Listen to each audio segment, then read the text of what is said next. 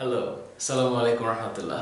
আমাদের স্কুলের আজকের এই ভিডিওটাতে অ্যান্টিবডি নিয়ে আলাপ করতে চাই, কারণ আমরা ইমিউন সিস্টেম পড়ছিলাম। ইমিউন সিস্টেম বা ইমিউনিটির প্রিভিয়াস ভিডিওগুলোতে আমরা মানবদেহের প্রতিরক্ষা স্তর এবং এরপরে সীমিত আকারে পড়েছিলাম যে অর্জিত প্রতিরক্ষা এবং অ্যাকিউরড ইমিউনিটি এবং ইননেট ইমিউনিটি, যেটাকে বলে সহজাত প্রতিরক্ষা।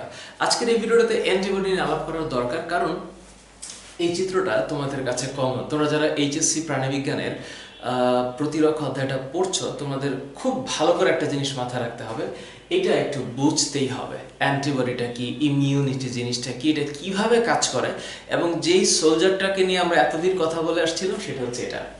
This is one type of glycoprotein. Glycoprotein মানে হচ্ছে, তোমরা ডেফিনেটলি সেল কেমিস্ট্রিতে যখন প্রোটিন পড়েছো, প্রোটিনের টাইপস পড়েছো, সেখানে ডেফিনেটলি গ্লাইকোপ্রোটিন পড়েছো।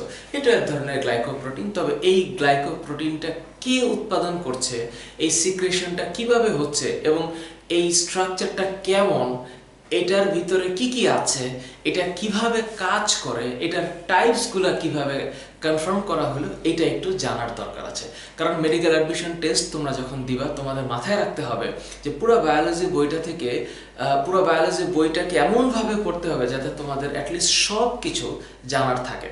অ্যাকচুয়ালি সব কিছু জানা এটা আসলে সম্ভব না, কারণ বইয়ের মধ্যে যতটুকু লেখা আছে এতটুকু জানতে হবে, এটা হচ্ছে কনফার্ম। তোমরা যেই বছরই পরীক্ষাগুলো দাও না কেন, সেই আঙ্গিকে বলছি, এই যে একটা অ্যান্টিবডির চিত্র দেখতে পাচ্ছ এখানে, এটা একটা ওয়াই শেপড অ্যান্টিবডি, মানে দেখতে ওয়াই এর মতো, ইংলিশ অ্যালফাবেটের ওয়াই এর মতো।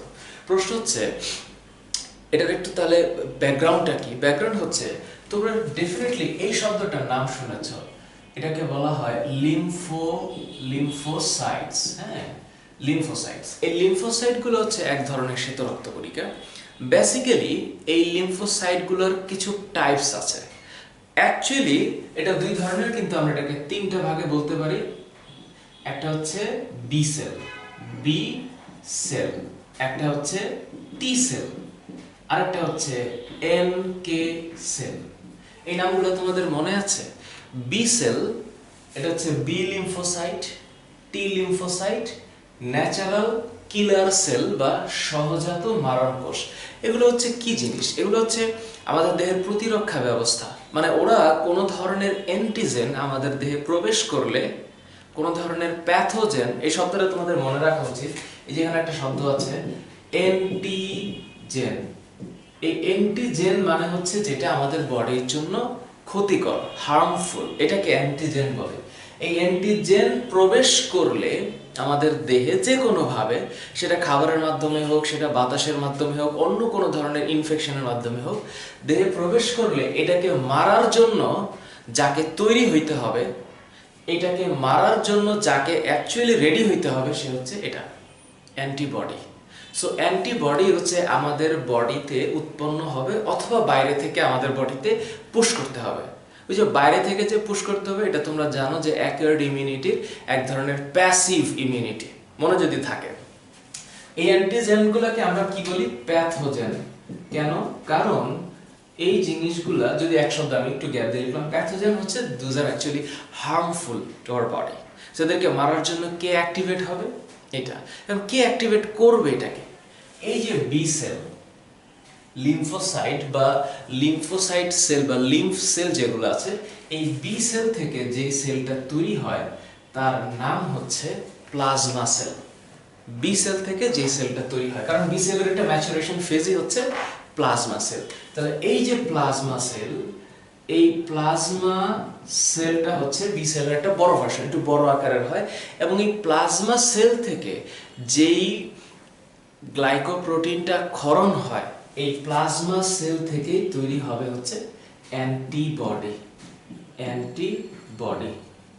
এখন নামটা একটু খেয়াল করে দেখো, অ্যান্টি মানে হচ্ছে বিরুদ্ধে, বডি। এই বডি কোন বডি? এই বডিটা অ্যাকচুয়ালি হচ্ছে ফরেন বডি। Foreign body. এই ফরেন বডি কারা? এই ফরেন বডি হচ্ছে আমাদের অ্যান্টিজেন বা প্যাথোজেন, যারা আমাদের বডিতে দরকার নাই। আমাদের বডি সেলগুলো বা আমাদের দেহকোষগুলো যেটা যেরকম আছে, that is okay, good enough, internal environment খুব ভালো।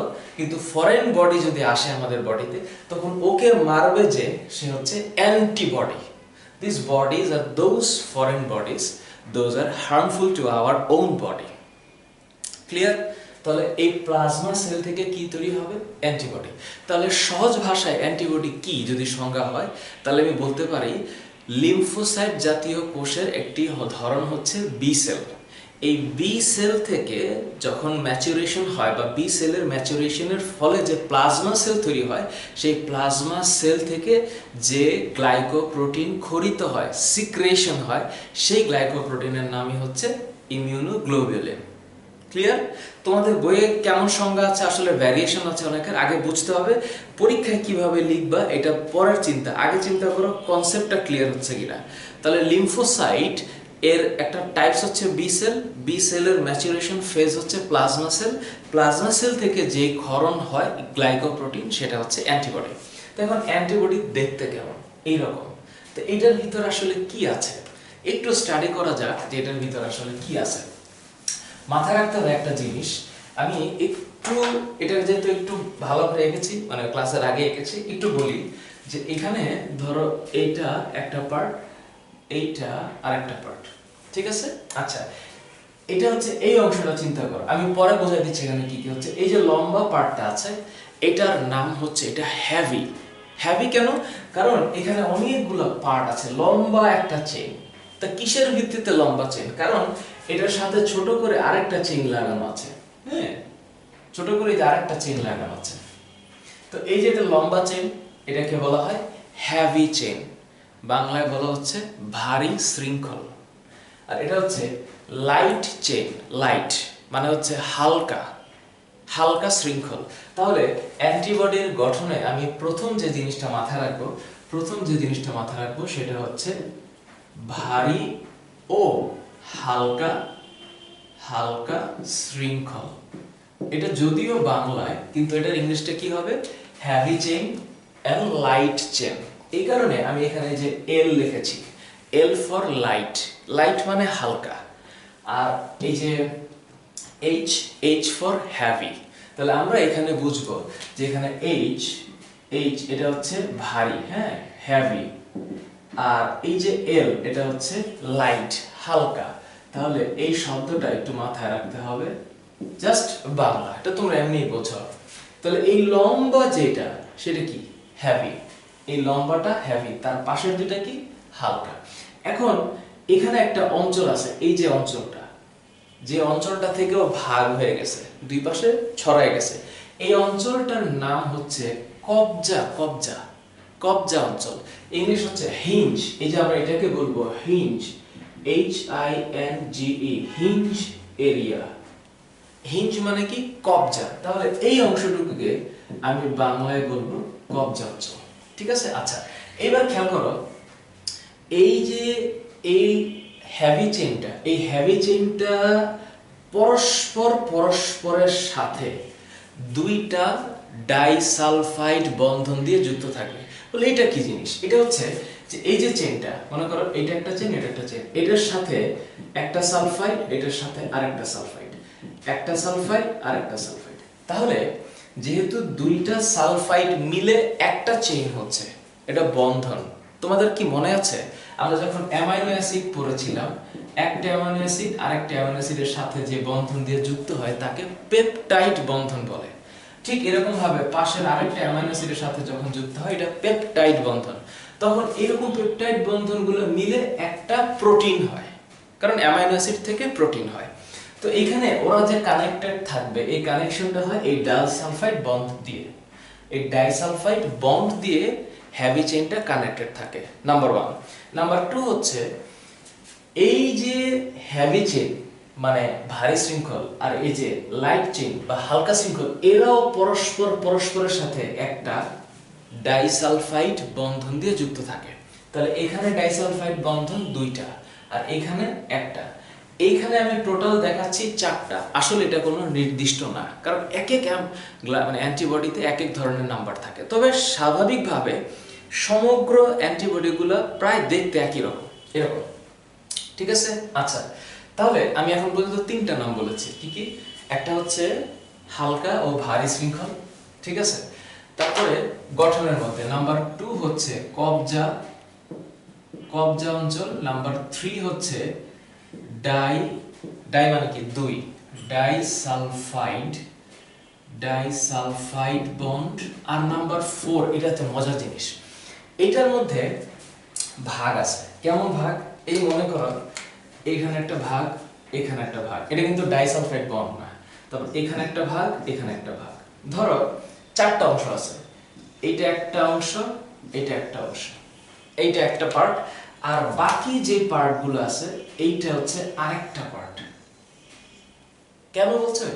এই যে অংশটুকু আছে না লাস্টের দিকে, এই যেখানে যে দাগটা দেখতে পাচ্ছ, এই দাগটা দিয়ে এরিয়া বোঝানো হচ্ছে। এইটার উপরের যে লাস্ট পার্টটুকু, এই পার্টটুকু অ্যাকচুয়ালি ফিক্সড না, ওরা চেঞ্জ হতে পারে। ওদের বডির, ওদের যে অ্যামাইনো অ্যাসিডটা, এটা এত চেঞ্জ হইতে পারে, ইউ ক্যান্ট ইমাজিন 10 কোটি টাইপের হইতে পারে। 10 কোটি, 100 মিলিয়ন টাইপের। তার মানে আমাদের বডিতে যদি 10 কোটি টাইপের ফরেন বডিজ প্রবেশ করে, তারপরেও এই অ্যান্টিবডি তাদেরকে মারতে পারবে। তার মানে এই অঞ্চলটার নাম হচ্ছে পরিবর্তনশীল অঞ্চল। এই অঞ্চলটা, যে অঞ্চলটা অ্যান্টিজেনকে কেন্দ্র করে চেঞ্জ হয়, এই অঞ্চলটা হচ্ছে এখানে।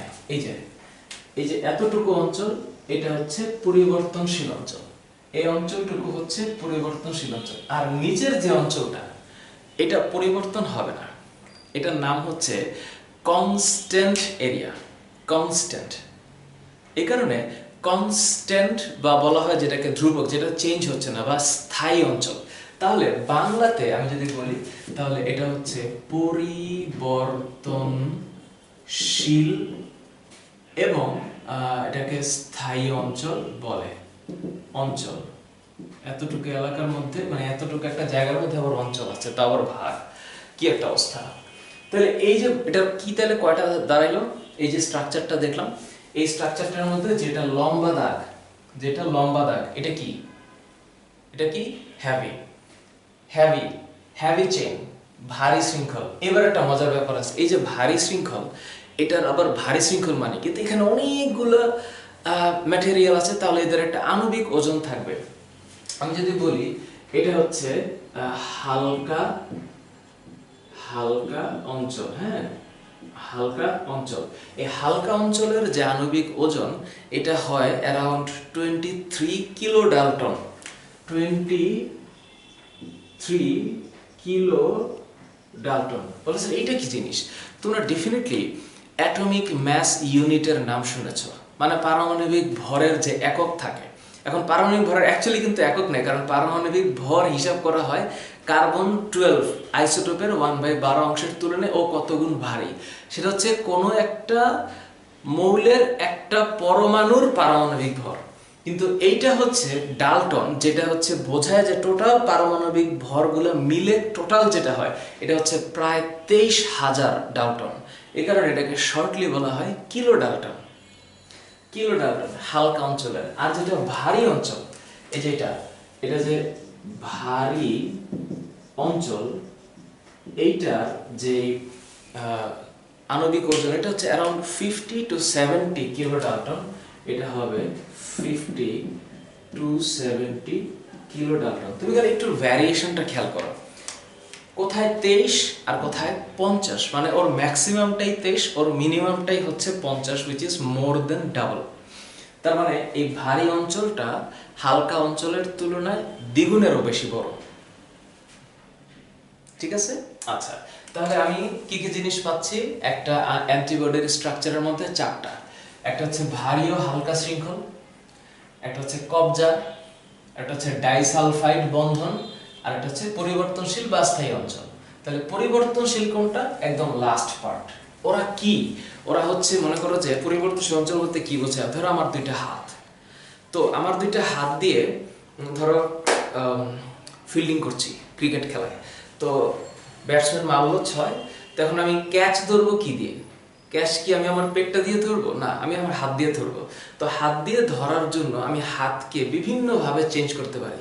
তো বল যদি মাথার উপর আসে, তাহলে আমি এইভাবে ক্যাচ করব, আর যদি এইভাবে ধরতে চাই এইভাবে ধরবো। এক হাতে ধরা যায়। তো এখন আমি কিভাবে ধরবো? ডিপেন্ডস অন বলটা আমার কাছে কিভাবে আসছে। সুতরাং এইভাবে একটু চিন্তা করো যে আমি আমার হাতকে দুই ভাবে ধরবো না এভাবে ধরবো না এক হাতে ধরবো, এটা কিভাবে ডিপেন্ড করছে বলটা কিভাবে আসছে। ঠিক অ্যান্টিবডিটা কিভাবে অ্যান্টিজেনকে ধরবে এটার উপর বেস করছে ও কিভাবে চেঞ্জ হবে। সো দ্যাট এই এরিয়াটা যেহেতু চেঞ্জ হয় এই কারণে এর নাম পরিবর্তনশীল অঞ্চল। আর বাকি নিচের টুকু যে চেঞ্জ হয় না এই কারণে এর নাম হচ্ছে স্থায়ী অঞ্চল। যেমন আমি যদি ক্যাচ ধরি তাহলে আমার বডির স্ট্রাকচার তো চেঞ্জ হয়ে যাবে না। এক হাতে ক্যাচ ধরি আর এইভাবে ধরি আর এইভাবে ধরি, যেভাবে ধরি বল ধরলাম, কিন্তু আমার বডির আদার পার্টের কিন্তু চেঞ্জ হয় না, স্ট্রাকচারাল চেঞ্জ হয় না। So they will remain same. This is called constant area. আর এই যে ওরা দুজন পরস্পরের সাথে যে বন্ধন দিয়ে যুক্ত থাকে এটার নাম হচ্ছে ডাই সালফাইড বন্ধন, কারণ দুইটা করে সালফাইড থাকে। এবার মজার পড়া শুরু করি। এখন তো এতক্ষণে তো এটা হলো সহজ জিনিস, হ্যাঁ। এবার আসল ব্যাপারটা দেখো, এই যে এরিয়াটা হালকা অঞ্চল, এখানে ভি কি? এই যে দেখো এই যে অঞ্চল দুইটা, এই যে এটা কিন্তু লাইট, তাহলে এই কারণে এই যে ভি এল এটা বোঝায় হচ্ছে ভ্যারিয়েবল লাইট। আর এই যে সিএল এটা হচ্ছে কনস্ট্যান্ট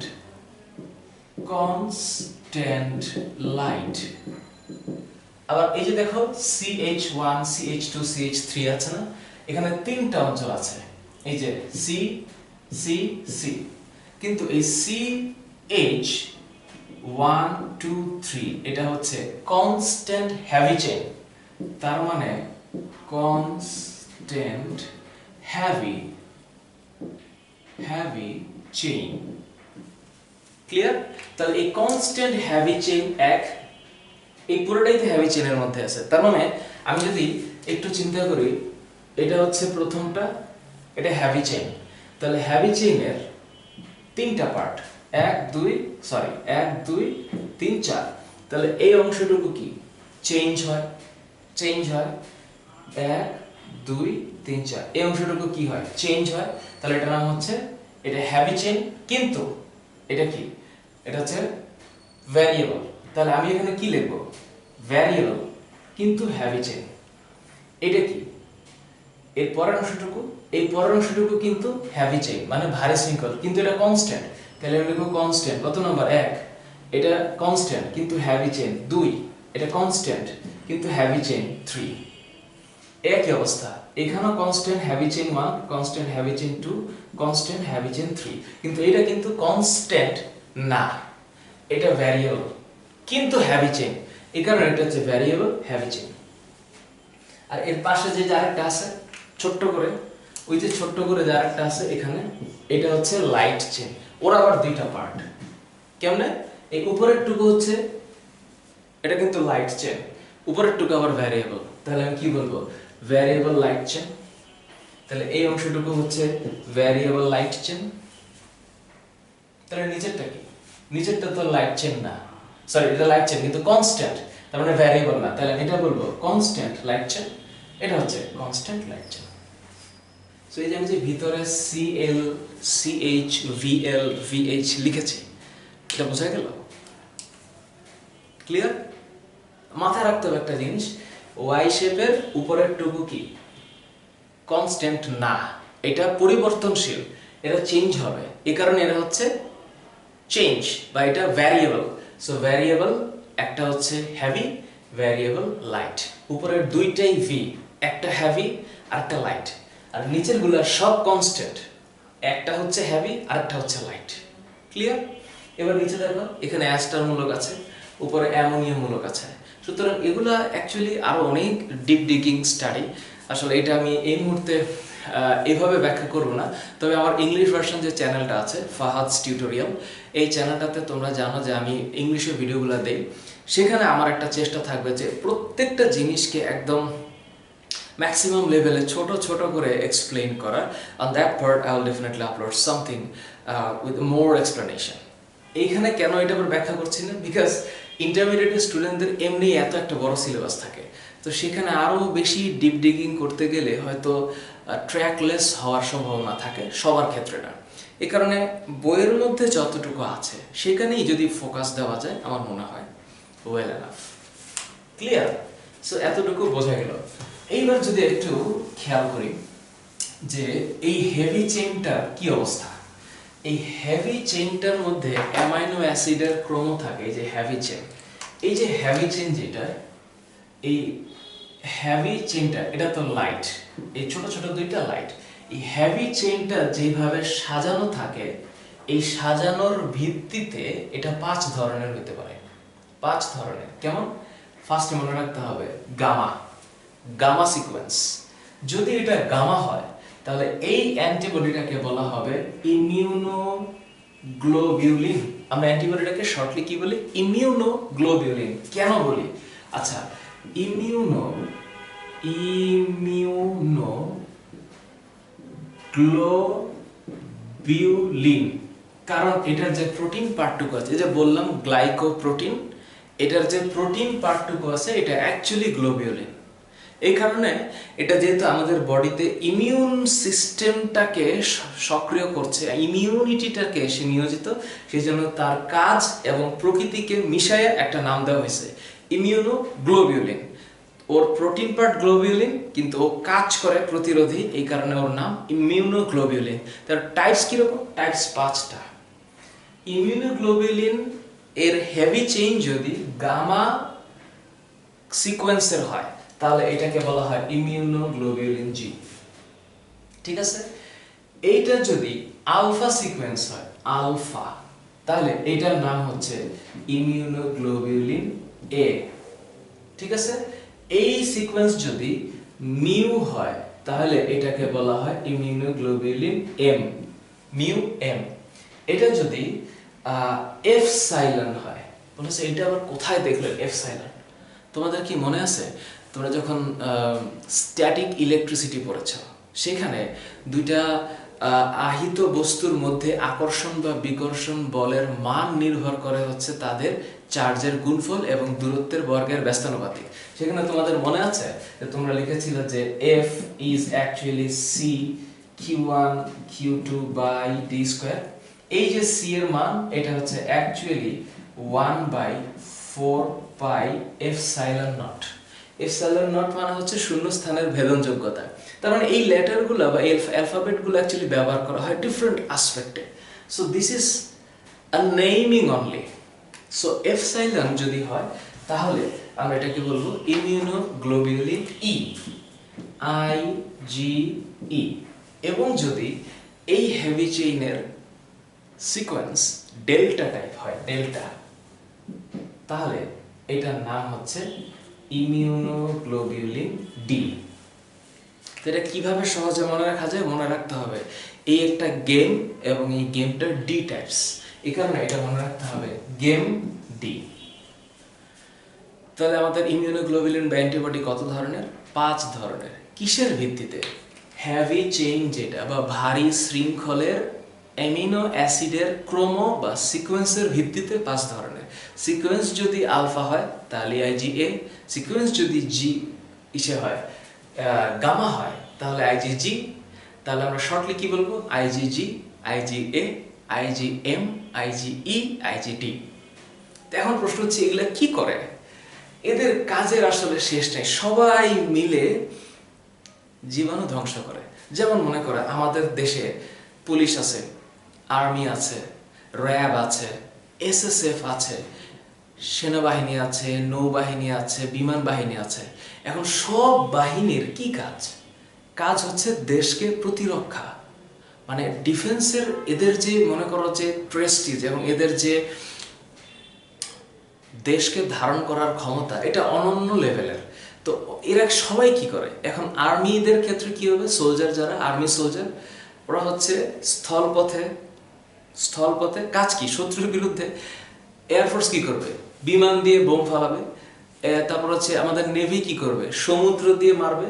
তার মানে সবার কাজ কিন্তু জীবাণুর বিরুদ্ধে, কিন্তু এক একজনের টাইপস এক এক রকমের, আবার এক একজনের শক্তি এক এক ধরনের। তো শক্তি কিরকম? এখন আমি যদি বলি বাংলাদেশে যত সংখ্যক পুলিশ আছে ঠিক তত সংখ্যক কি আর্মি আছে? আমাদের দেশে কি তত সংখ্যক SSF আছে? SSF মানে তো বোঝো স্পেশাল সিকিউরিটি ফোর্স। তো এখন মনে করো র্যাব সংখ্যা ধরো 5000, আর্মি ধরো 50,000, পুলিশ ধরো 1 লাখ, জাস্ট একটা ইমাজিন করছো। সো সব মিলাইয়া বাংলাদেশের যত প্রতিরক্ষা বা আইন শৃঙ্খলা রক্ষাকারী বাহিনী আছে সব বাহিনীকে মিলালে এরকম পার্ট হবে। পুলিশ এতজন, র্যাব এতজন, আর্মি এতজন, নেভি এতজন, এয়ারফোর্স এতজন। তো এদের মধ্যে পার্সেন্টেজ যদি আমি করি এরকম পার্সেন্টেজ হবে। কিরকম? দেখো, আইজিজি ও একাই হচ্ছে 75%। আমাদের বডিতে যত ধরনের ইমিউনোগ্লোবুলিন আছে তার 75% হচ্ছে ও। এবং মজার ব্যাপার কি জানো, এই ইমিউনোগ্লোবুলিন জি হচ্ছে একমাত্র অ্যান্টিবডি যেটা বাচ্চার দেহে জন্মগতভাবে আসে মায়ের কাছ থেকে, এবং এটা আসে কি দিয়ে? প্লাসেন্টা দিয়ে। এই কারণে আইজিজি একমাত্র ইউনিক ফিচার, এটাকে বলা হয় transplacental root connections or transferase. এটাকে বলা হয় ট্রান্সপ্লাসেন্টাল রুট। ট্রান্সপ্লাসেন্টাল মানে কি? তার মানে বাচ্চা বা বেবিটা যখন মায়ের দেহে থাকে, তোমরা যারা মানব জীবনের ধারাবাহিকতা পড়েছো সেখানে ডেফিনেটলি ভ্রূণের বিকাশ আছে। তোমরা ভ্রূণের বিকাশ পড়েছো যে মায়ের বডিতে অমরার ভিতরে বাচ্চাটা কিভাবে ডেভেলপ হয়। তখন মায়ের সাথে বাচ্চার একটা কানেকশন থাকে যেটা physical connection, which is placenta দিয়ে যেটা বডিতে থাকে সেটাকে বলা হয় আম্বিলিক্যাল কর্ড। সেই প্লাসেন্টা দিয়ে মায়ের বডিতে থেকে বাচ্চার বডিতে এই অ্যান্টিবডিটা আসে। This is called immunoglobulin G. Immunoglobulin A, এটা তো আরো মজার জিনিস। এই ইমিউনোগ্লোবুলিন এ আসে আবারও মায়ের বডি থেকে। কিভাবে? বাচ্চা হওয়ার পরে মাকে বলা হয়, বা এটা খুবই অ্যাওয়ারনেস প্রোগ্রামের আওতায় পড়ে, যে শাল দুধ খাওয়ানোর জন্য। শাল দুধ মানে হচ্ছে বাচ্চা হওয়ার পরেই বাচ্চাকে ব্রেস্ট ফিডিং করতে হয়, মাকে ব্রেস্ট ফিড করতে হয়। তো ব্রেস্ট ফিড করার সময় প্রথম যে মিল্কটা আসে মায়ের বডি থেকে ন্যাচারালি, এটা কিন্তু ডিপ ইয়েলো কালারের হয়, and this is called colostrum. এই কোলোস্ট্রামের মধ্যে এই অ্যান্টিবডি থাকে। So baby is having this antibody from his or her mother. কি একটা অসাম জিনিস! তাহলে এই ইমিউনোগ্লোবুলিন সারা জীবন তাকে হেল্প করবে। ইমিউনোগ্লোবুলিন এম কি করে? ইমিউনোগ্লোবুলিন এম হচ্ছে জি এর সাথে কাজ করে। ইমিউনোগ্লোবুলিন জি, ইমিউনোগ্লোবুলিন এম একসাথে মিলে কাজ করে জীবাণুর বিরুদ্ধে। ইমিউনোগ্লোবুলিন ই এর কাজ কি? এটা মোস্ট প্রবাবলি এক ধরনের হিস্টামিন বা অ্যালার্জিক রিয়াকশনের সাড়া দেয়, এবং এটার একটা নেগেটিভ ইফেক্ট আছে বডিতে। ইমিউনোগ্লোবুলিন ডি এরও সেম কাজ। এরা প্রত্যেকেই বিভিন্নভাবে কি করবে, মানে যে মাস্ট কোষ বা ম্যাক্রোফেজ বা নিউট্রোফিল যেগুলো আছে আমাদের বডিতে, তোমরা জানো যে ইমিউনিটি দুই ধরনের, একটা হচ্ছে সেল মেডিয়েট ইমিউনিটি আর একটা হচ্ছে হিউমারাল ইমিউনিটি। আমরা এখন কিন্তু হিউমারালে আছি, কিন্তু সেল মেডিয়েট ইমিউনিটি হচ্ছে যে সেলগুলা বা যে কোষগুলো আমাদের জীবাণুকে খেয়ে ফেলবে, তার মধ্যে একটা হচ্ছে নিউট্রোফিল আর একটা হচ্ছে ম্যাক্রোফেজ। তো এদেরকে উৎসাহ দেওয়ার জন্য they will work together. So these antibodies is actually those glycoprotein, they will be actually secreted from the plasma cell according to the antigen. Antigen যেমন সেই রকম করে ও তৈরি হবে। তার মানে অ্যান্টিজেনের ভিত্তিতে অ্যান্টিবডি তৈরি হয়। ক্লিয়ার? পারা যাবে? ওকে, এবার একটু আসি তাহলে অ্যান্টিজেনের। তাহলে আমরা কি পড়লাম? অ্যান্টিবডির আমরা কি পড়লাম? টাইপস পড়লাম। কত ধরনের? 5 ধরনের। Game D, immunoglobulin G, immunoglobulin এ, এম, ই, ডি। ক্লিয়ার? ওকে, তাহলে এটা একটু মুছলাম। এইবার এটা যদি মুছি তাহলে এবার একটু আসি যে এটা কিভাবে কাজ করে। অ্যান্টিবডির ফাংশন কি? অ্যান্টিবডি মূলত 3 ভাবে ফাংশন করে। হ্যাঁ, অ্যান্টিবডির ফাংশনের আমরা টাইটেলটা যদি চিন্তা করি, নাম্বার 1 ডিরেক্ট সিস্টেম করে ফেলবে, ডিরেক্ট অ্যাকশন। বাবা, মানে কোনো কথা নাই, ডাইরেক্ট গুলি। নাম্বার 2 সেকেন্ড টাইপস কি? সেকেন্ড টাইপস হচ্ছে আমাদের বডিতে যে কমপ্লিমেন্ট সিস্টেম আছে না, তোমাদের মনে আছে? তোমাদেরকে উদাহরণ দিয়েছিলাম হচ্ছে স্বেচ্ছাসেবক দিয়ে বা ভলান্টিয়ার দিয়ে। কোনো একটা এলাকায় যদি কোনো প্রবলেম হয় তাহলে কিছু তরুণ যুবক থাকে যাদের হিউজ ভাইটাল এনার্জি থাকে, মানে হচ্ছে জীবনী শক্তি থাকে, এরা চায় মানুষের জন্য কাজ করতে। তো এরা আগায় আসে, তো এরা দেখে কোথায় কোনো প্রবলেম হচ্ছে কিনা। কোথাও যদি কোনো প্রবলেম হয় আগে প্রবলেমটা থামাবে, তারপর থানার ওসিকে একটা ফোন দিবে যে স্যার প্রবলেম হচ্ছে, আমরা আটকাইছি, আপনি আসেন। তো এই যে পুলিশকে ফোন করলো কে? আমাদের ভলান্টিয়ার। তো ভলান্টিয়ার দেখলো যে এখানে একটা অন্যায় হচ্ছে, তো অন্যায়টা প্রথমে আগে থামাইছে, কিন্তু ও কিন্তু মারতে পারে নাই, কারণ মারার রাইট তার নাই, তার কাছে হয়তো আইন সে তুলে নিবে না, এটাই সৌন্দর্য। এখন সে থামানোর পরে কাকে ফোন করলো? ফোন করলো হচ্ছে পুলিশকে। তো পুলিশ যখন আসবে এখন সে মারবে। আমাদের বডির পুলিশকে কি? আমাদের বডির পুলিশ হচ্ছে নিউট্রোফিল আর ম্যাক্রোফেজ, এছাড়াও আছে ডেনড্রাইটিক সেল, হ্যাঁ, এরপর হচ্ছে এনকে সেল, এগুলো সব হচ্ছে ডিরেক্ট খেয়ে ফেলে। তো এদেরকে ভলান্টিয়ার কারা? এরা হচ্ছে complement system, complement system. And number 3, এটা তারও মজার জিনিস, এটা হচ্ছে ইনফ্লামেশন। ইনফ্লামেশন বা প্রদাহ। ইনফ্লামেশন তো একটা বিশাল জিনিস, এটাকে আসলে ছোট্ট করে ব্যাখ্যা করা যাবে না। আগে একটু প্রথমটা বলি। ডিরেক্ট অ্যাকশন মানে কি? মানে একদম মারা ফেলবে। অ্যান্টিজেন আসলে, অ্যান্টিজেন এই প্যাথোজেন আসলে ওকে ডাইরেক্ট মারবে হচ্ছে আমাদের antibody.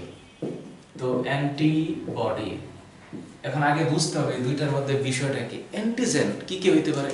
Virus, bacteria, fungus, Parasite, সব অ্যান্টিজেন। যেটা বডিতে প্রবলেম করবে এরা সবাই অ্যান্টিজেন। কিন্তু ওরে মারার জন্য একটা প্রোটিনই যথেষ্ট, সেটা হচ্ছে গ্লাইকোপ্রোটিন, অ্যান্টিবডি।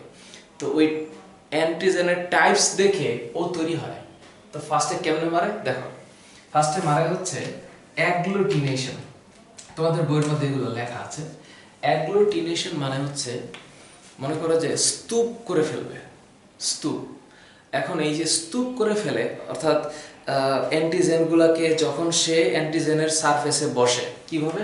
মনে করো যে এটা একটা অ্যান্টিজেন, তো এই অ্যান্টিজেনটাকে সে শনাক্ত করলো, এই অ্যান্টিজেনের সারফেসে এই বসে হচ্ছে এই অ্যান্টিবডিগুলো, এবং অ্যান্টিবডিগুলো বসে এটাকে অ্যাকচুয়ালি একদম মনে করো যে এটাকে স্তূপ বানায় ফেলে। এখন তোমাদের অনেকে প্রশ্ন হতে পারে এটা কিভাবে হয়? আসলে এখানে কিভাবে হয় আর শেষ নাই। there are a lot of sequences inside যে আসলে কিভাবে কাজ করে। তুমি খালি একটু ইমাজিন করো যে এটা একটা অ্যান্টিজেন, অর্থাৎ আমার বডিতে আগত একটা ফরেন বডি, ফরেন ইনভেডার হয়েছে, ফরেন ইনভেড মানে হচ্ছে infections or in what type of attack, biological attack. তো এই ওয়াই শেপগুলো কি? এরা হচ্ছে অ্যান্টিবডি। এরা সবাই হচ্ছে গিয়ে সেখানে জড়ো হয়ে ওকে স্তূপ বানায় ফেললো। এটাকে বলা হয় অ্যাগ্লুটিনেশন। এরপরে হচ্ছে প্রিসিপিটেশন। প্রিসিপিটেশন মানে কি?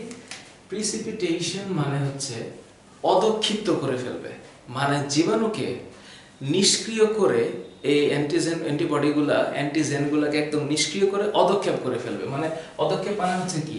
প্রিসিপিটেট মানে হচ্ছে একদম এই যে যেমন তলানি পড়ে থাকে, পানির সাথে বালি মিশিয়ে যদি আমি একটু নাড়া দিই তাহলে যেমন নিচে পড়ে থাকবে।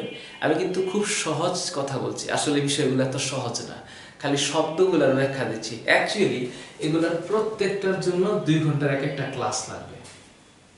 প্রিসিপিটেশন কিভাবে হয়, কে কে করে, কি কি এনজাইম নিঃসৃত হয়, কি কি ধরনের কেমিক্যাল রেসপন্স এখানে আছে, লট অফ থিংস।